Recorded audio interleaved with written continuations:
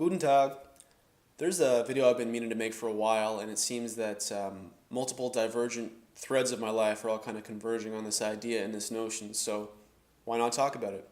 It's this idea of, I suppose, what you might call reincarnation, multiple iterations of life. I want to preface it with a fairly lengthy quotation by the late comedian Bill Hicks to sort of set the stage. The world is like a ride in an amusement park, and when you choose to go on it, you think it's real because that's how powerful our minds are. The ride goes up and down, around and around. It has thrills and chills, and it's very brightly colored, and it's very loud, and it's fun for a while. Many people have been on the ride a long time, and they begin to wonder, hey, is this real? Or is this just a ride? And other people have remembered, and they come back to us and say, hey, don't worry, don't be afraid, ever, because this is just a ride. And we kill those people. Shut him up. I've got a lot invested in this ride. Shut him up. Look at my furrows of worry. Look at my big bank account and my family. This has to be real. But it's just a ride. And of course he goes on, and I think there's a great sentiment there and a great perspective on life, a broader perspective than we're normally inclined to take, which I think can bring a lot of comfort to people, both who are perhaps successful and unsuccessful in an earthly sense.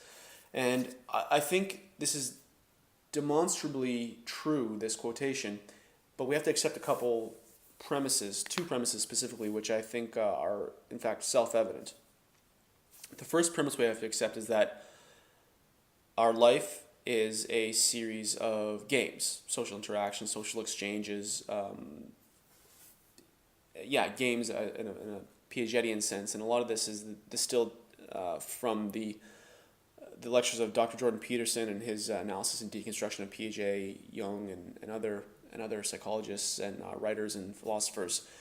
But this idea of games, and that's the fundamental way in which from the time we're toddlers we learn to play with each other, and we learn early on that more important than winning the game at hand is being invited back to play the next game so you can win the broadest possible set of games, and that's what's most important. Never sacrifice the broad set of games to win the localized game today, because it's not important. So don't be a sore loser when you lose a Monopoly because nobody's gonna want to play with you anymore, and then you just lost the meta game, the bigger game. So if we accept that premise, which I think is self-evident, and if you do more research, I think you'll be as convinced as I am. There's a second premise we'd have to accept as well, which it's a little bit more esoteric, I suppose, but it comes from the Hermetic wisdom of Hermes Trismegistus, and it can be found in the book The Kybalion, which I'll include a link for, a PDF.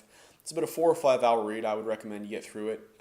It provides a groundwork and a framework for philosophical discussion, which I believe I've yet to encounter a paradox or a contradiction yet that it hasn't been able to resolve. So one of the 7 Hermetic principles it speaks of is the principle of correspondence, as above, so below, as below, so above, and this kind of relates to the idea of fractals as well.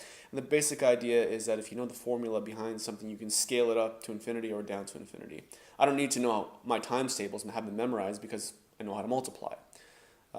Joe Rogan often quotes the samurai Musashi, who says, if you know the way broadly, you can see it in all things. So it's this idea that everything is scalar.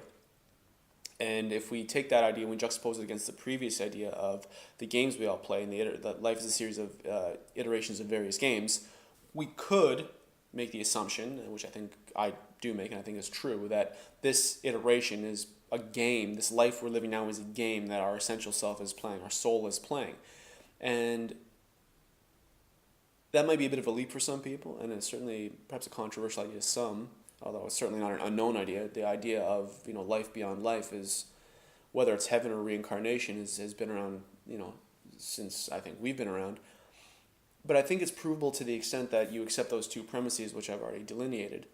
And the reason I think this is an important realization is because not only does it reconcile, it could be used, yeah, sure, it could be used as a tool by the elite, the powerful, to help reconcile the downtrodden with their lot in life. And would I say that's the best use of it? No. But it's not really about how other people use it, it's how we use it.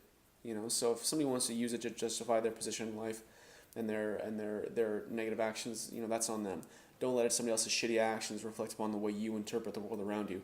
I think if you accept this premise that your essential self is playing a game right now, that means you came here for a reason. In the same way, I don't play a game like chess or hockey or whatever unless I want to. You didn't come here unless you wanted to. So why are you here? Are you enduring suffering? To take it to the extreme sense, I mean, if you're that, proverbial born into slavery, beaten, raped your whole life, forced to do things you don't want to do, dead by age 13, did you choose that? No, your essential self might have chosen that. And that's a very controversial idea because it seems to justify a lot of the suffering we see in the world.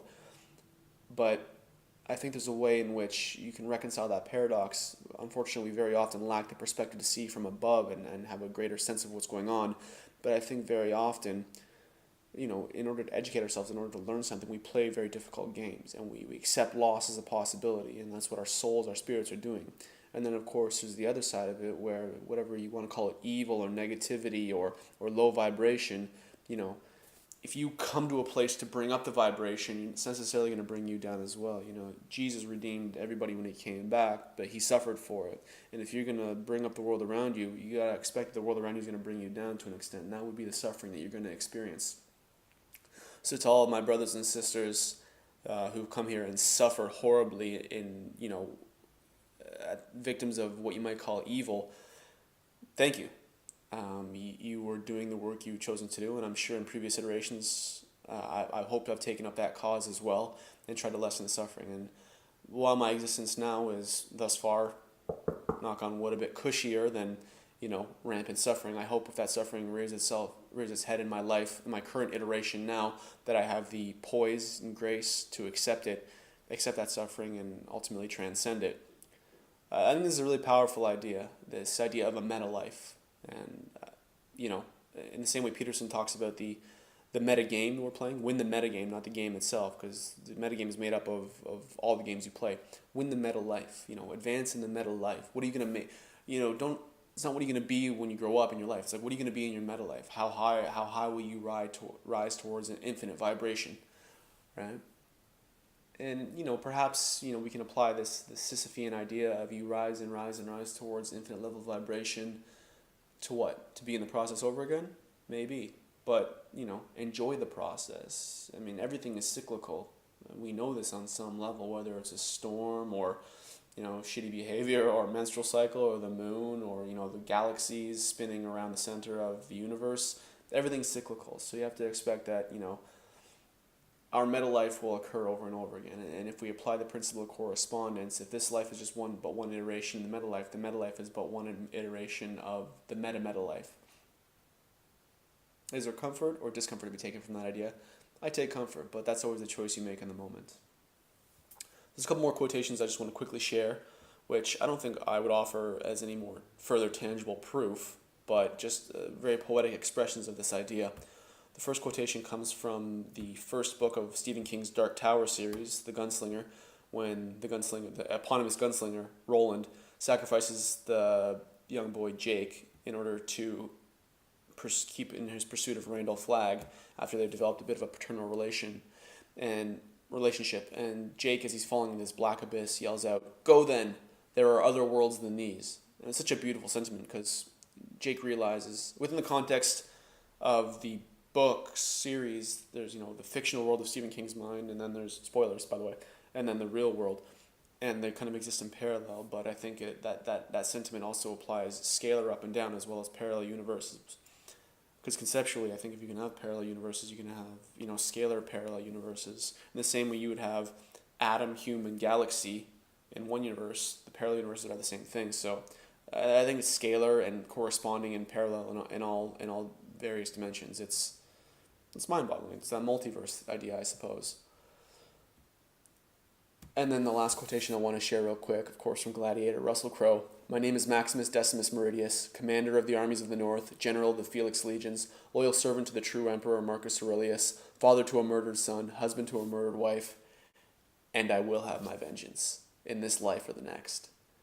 That's, I think, in a powerful movie, that's the most powerful line right there, because he realizes that surrounded by the emperor and his soldiers, he's come so far for vengeance already, he might lose it all here, but there's a certain stoic surrender he has to the situation where he's like, and you gotta think, Commodus at that point knew he could have killed him, but he probably shit a brick there when he's like, I could kill him. he couldn't because the mob would have turned on him, but, it's like, imagine a bully's like, "Me and you, 3 p.m. after school by the flagpole, I'm gonna whoop your ass." Imagine somebody's like, "Me and you, next lifetime, I'm gonna fuck your shit up." Like, it's that kind of sentiment. But to know that you can sacrifice the current moment for something in the future, especially when it transcends this iteration to the great beyond, and knowing with certainty, that's powerful. And I think where power comes from is the ability to surrender to the moment because you know there's something beyond. And when you live up here, all this shit takes care of itself. Because if you're only living here to here, you're hoarding each moment as if it's like, this is all I have. When you're kind of living in the great beyond, like the dude in the Big Lebowski, power comes from there. I don't like the connotation of the word power, but just imagine that you're just you're looking at the world from a different perspective. Everybody's like, two people bumping into each other. You're looking at it from down here and just like, I'm willing to sacrifice the current moment. That's powerful. Anyways, I hope you liked the video. That's my thoughts on it. I'd love to hear your thoughts. And vaya con Dio. Deuces.